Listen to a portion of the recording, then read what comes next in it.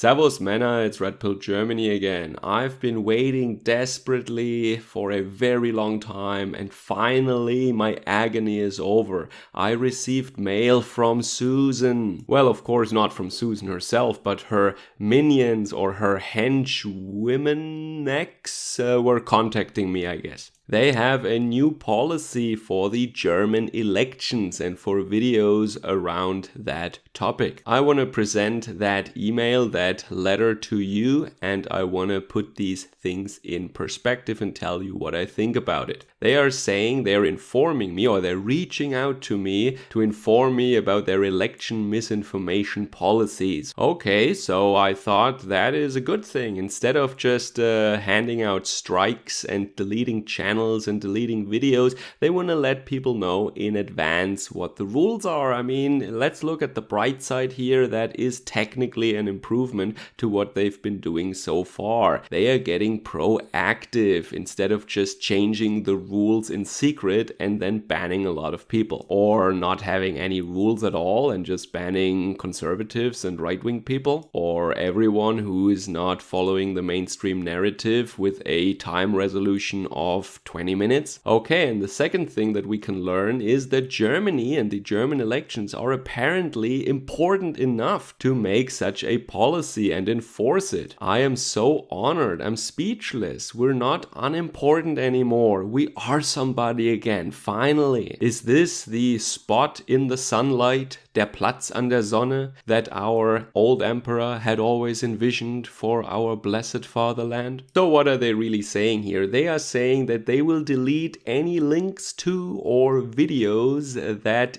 indicate or that hint at or that spread false information, of course, about glitches and wrongdoing or fraud around the election process. That includes the election of the federal German parliament, the Bundestag, and the election in parliament for the chancellor. But it is not as severe as you might think now. They say that this policy will only be applied to videos uploaded to YouTube on or after the date on which the final results are determined by the federal returning officer. And then these videos will be deleted without giving a strike for 30 days. That is my understanding of this email, at least. So after 30 days they go up again? I don't know. So you see, compared to what they did in the past, this is actually less severe and they let us creators know in advance. So technically it's a good thing, but of course I have to give my nasty, evil comments about that. So first of all, let's deal with the low-hanging fruit first. Hypocrisy and double standards. So of course you know that the mainstream media is of course allowed to talk about all that stuff. Just us creators, unaffiliated private citizens on YouTube with a microphone,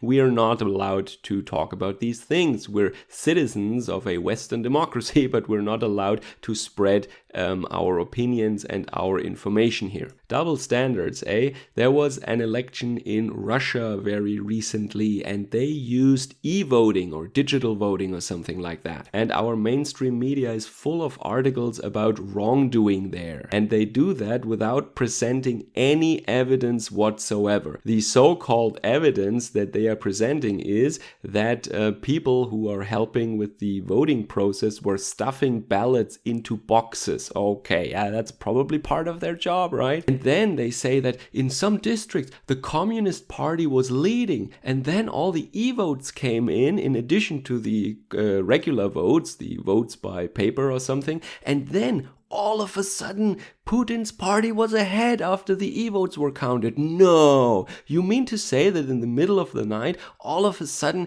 a huge wave of votes for one side or for the establishment side came in and the other candidate was leading until that point and then the other side leads? No! I have never seen anything like that recently, especially not in any Western country. That is outrageous. Of course this is evidence. Oh, sure. Oh, and then it goes even further. our mainstream media also reports about Russian attacks on the German elections now. Now, of course, that is not voter fraud or anything, but it is influencing it, of course, and they also here, they do not present any evidence. So either they don't have any evidence and they just make things up, or they prefer to keep their evidence secret. And of course, you know that for years in the US and all around the world, there was this Russian hoax story that the media was pumping out every day, and there was no evidence whatsoever, and that was perfectly fine and okay. It wasn't false information or misinformation. No, that was just normal reporting, right? So of course, YouTube and Google, they're private companies, and if they don't want that talk on their platform, sure, they are allowed to do that. And once again,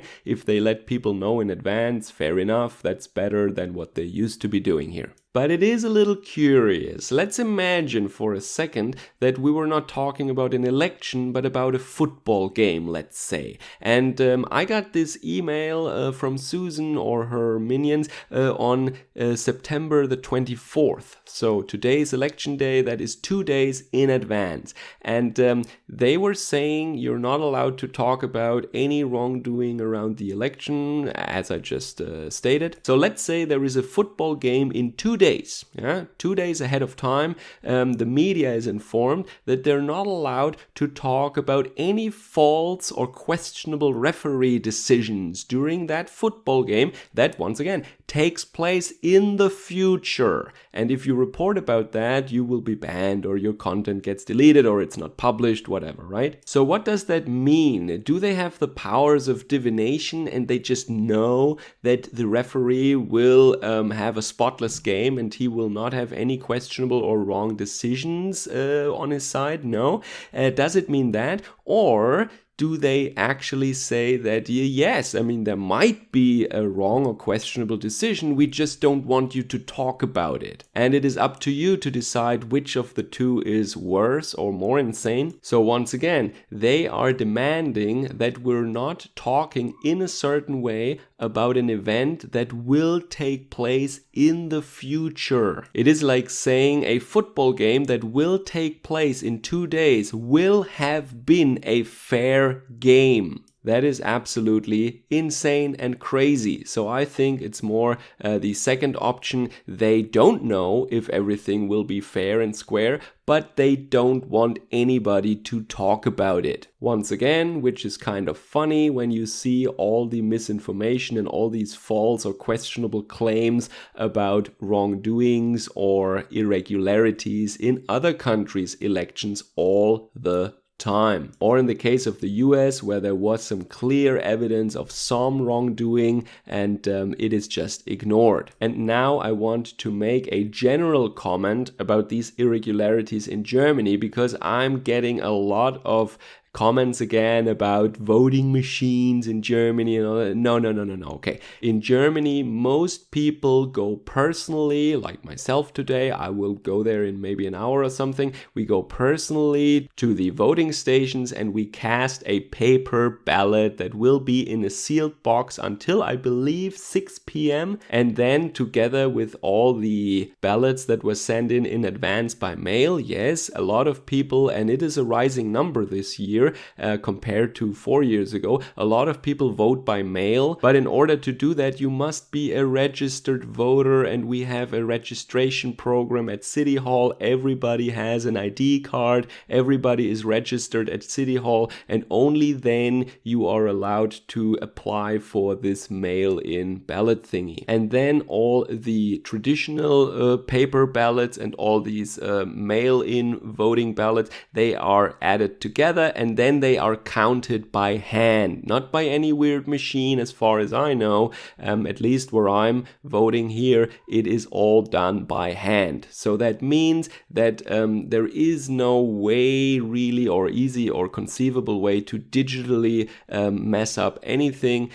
All you can do, and there is scientific evidence for decades already that this happens to a small but significant degree in Germany, that there are people like zealots or something, or people who think that they're on the right side of history or whatever. There has been documented evidence for this kind of stuff in former elections, that these people, they declare valid votes invalid or something like that. And the parties that suffer from that are normally minority parties, small parties, and these situations can happen when all the people in the room that are counting the votes are of one or the other political ideology or party affiliation or something, that they all agree to, oh yeah, let's do that. Or they do it while nobody watches or something. And estimates are that this can change an outcome by a couple of percent points, but not by more. And I don't know if this will happen this time. I'm just talking about former elections here. It has happened in Germany, and because we don't use voting machines, this is pretty much